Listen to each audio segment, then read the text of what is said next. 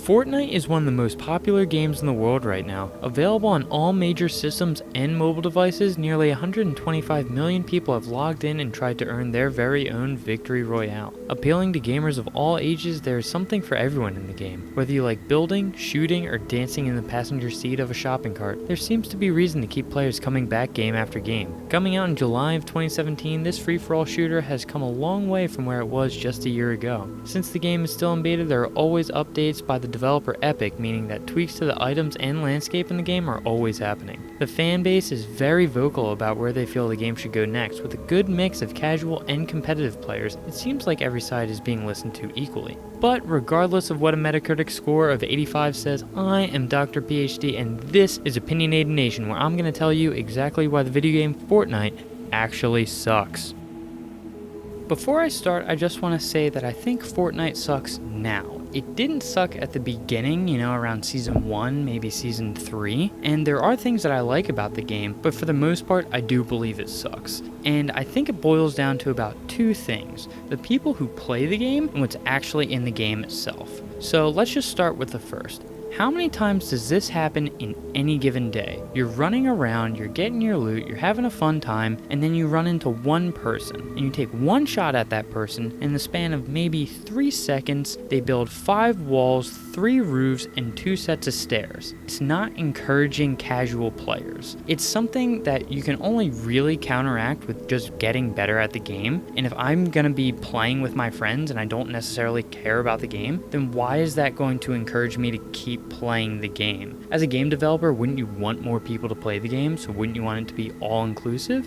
Well, I guess not. And the only way I would assume they could kind of fix this is by adding a ranking system and then base the games within the rank. So that way you're not playing with people who are ridiculously good at the game, but they're also not playing with people that are really bad at the game. Which is one thing that really annoys me about the pro players, is that they're constantly on stream humiliating people that are playing on mobile or might be new to the game, so they trap them and they're laughing at them and going, oh, this no skin doesn't know how to play the game, I guess I'll just build 4 walls and then put them in traps because that's really funny. I think that's humiliating, and I see that I'm like, you're a jerk. And not to mention the fact that they're always giving people motion sickness. They just spin their controller around and hold down one button, and all of a sudden people think that they're building gods. It's not that hard. It's a lot harder to build really fast on a controller, but yet they still make fun of people that play with controllers. And like I said, I don't think that's encouraging to people who are trying to get into the game. And not even that, I think the community has a problem with understanding weapon balance, because there's always something that they have to say about. There's double pumps. They think explosive weapons are so overly broken, and now we're at a point when if you have a submachine gun, you're just on a different tier from everyone else. It's a little ridiculous. Which brings me to the other point. There are too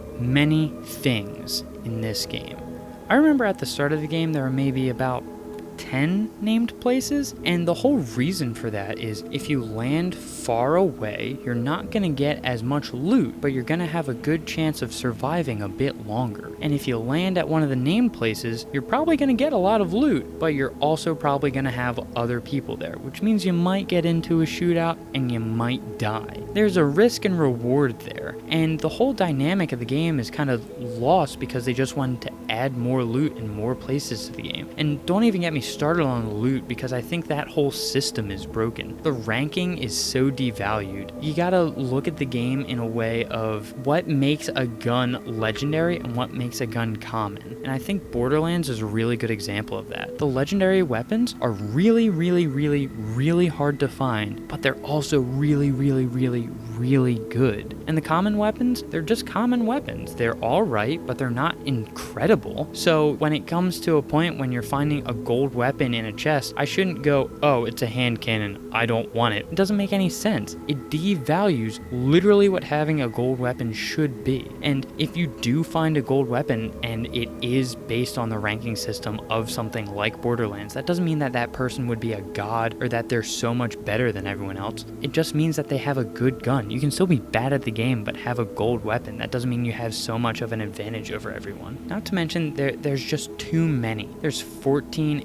ARs, 10 submachine guns, 12 pistols, 9 shotguns, 7 snipers, 4 machine guns, 6 explosives, 4 grenades, 4 different types of buildables, and I believe 8 different ways to heal yourself. But what it was back in the beginning of the game was 10 ARs, 6 submachine guns, 7 pistols, 5 shotguns, 5 snipers. There were no machine guns. There were maybe 4 explosives, 2 different kinds of grenades, 2 different kinds of buildables, and maybe 5 different ways to heal yourself. So the breakdown ends up being that there are 78 different things in the game now and 46 things that there were. It almost doubled the amount of things that are in this game, which just instantly devalues the things that were already in the game. And at that point, then they have to start adjusting how good the weapons are and where things go and the meta of the whole game. It kind of just throws things off. And Epic continues to just add to the map. And the problem that I have with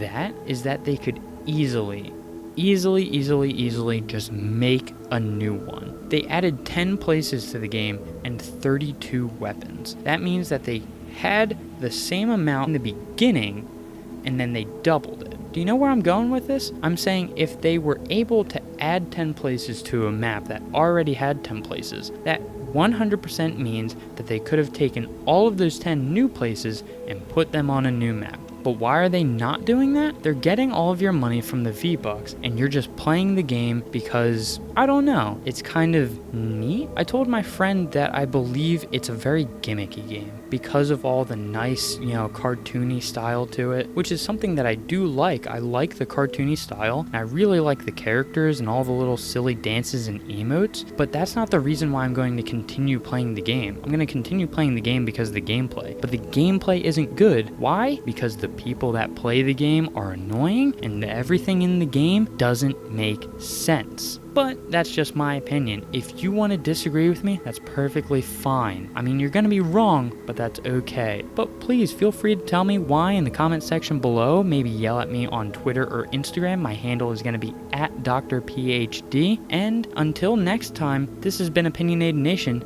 and I will see you later.